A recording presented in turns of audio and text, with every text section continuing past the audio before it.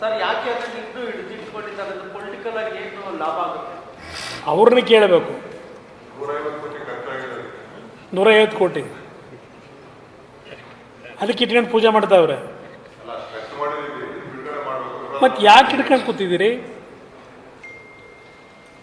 ಮಾಧ್ಯಮಗಳಲ್ಲಿ ಸೋರಿಕೆ ಯಾಕೆ ಮಾಡ್ತೀರಿ? ಯಾರು ಮಾಡಿದ್ರು ಸೋರಿಕೆನ?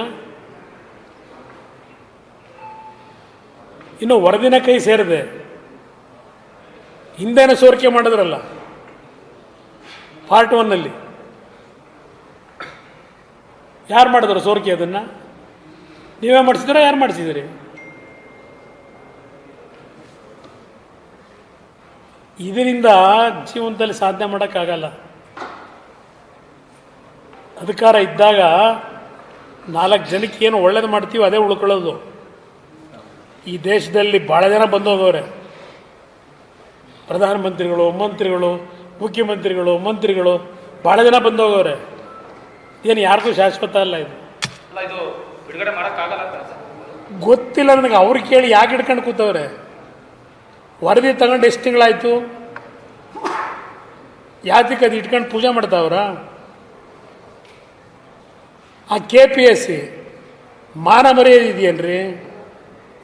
ಮಾನ ಮರ್ಯಾದೆ ಇದೆಯಾ ಸರ್ಕಾರಕ್ಕೆ? ಇದಕ್ಕೆ ಪಾಪ 370 ಜನ ಮಕ್ಕಳನ್ನ ಯಾವುದೋ ಒಂದು ಹೆಣ್ಣು ಮಗಳಿಗೋಸ್ಕರ ಬೀದಿಗೆ ತಂದು ನಿಲ್ಲಿಸಿದ್ರಿ. ಇವತ್ತು ಕುಟುಂಬಗಳನ್ನ ಬೀದಿಗೆ ತಂದ್ರಿ.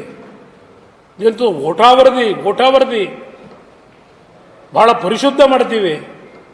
ಏನು ಮಾಡಿದ್ದೀರಿ ಸೋಮೇಶ್ ಸಿದ್ದರಾಮಯ್ಯನವರೇ? ಏನಾಗಿದೆ ಇವತ್ತು KPSC? ಎಷ್ಟು ಜನ ಮೆಂಬರ್ಗಳು? 14-15 ಜನ ಮೆಂಬರ್ಗಳು.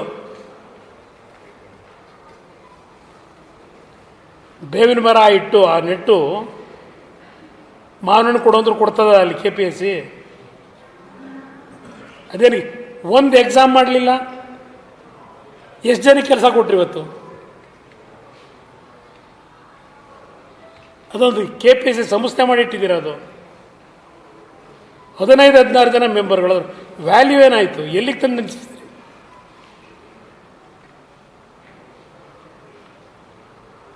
ದೇವರೇ ಕಾಪಾಡಬೇಕು.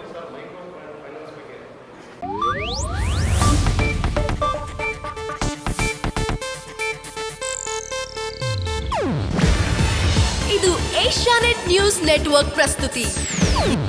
ನೀವು ನೋಡ್ತಿದ್ದೀರಾ ಏಷ್ಯಾನೆಟ್ ಸುವರ್ಣ ನ್ಯೂಸ್.